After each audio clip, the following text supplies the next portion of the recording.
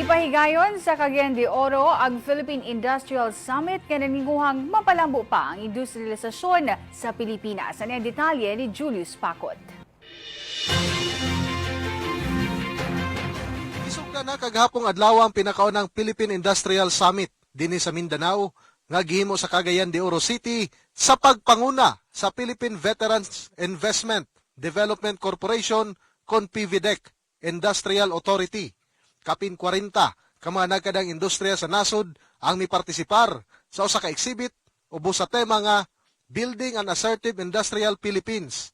Nagtuo ang CEO ug Administrator sa PVDEC Industrial Authority nga si Attorney Franklin Quijano nga pinaagi sa mong summit mapalambo pa ang industrialisasyon sa nasod. Number one, we have to put our acts together.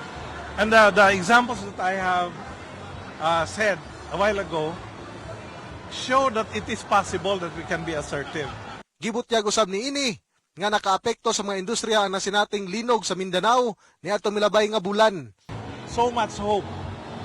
We can say, I choose to stay in the Philippines because I am productive here. I go abroad because I'm more helpful to help other people. You know, there are more options we have. Karong adlaw Miyerkules, nakatakda nga matapos ang mga panagtigom kung asa gilaom ang pagatambungan kini sa mga opisyal sa nagkalain-laing mga industriya. Gikan dinhi sa Cagayan de Oro City, Julius Pacot para sa Bayan.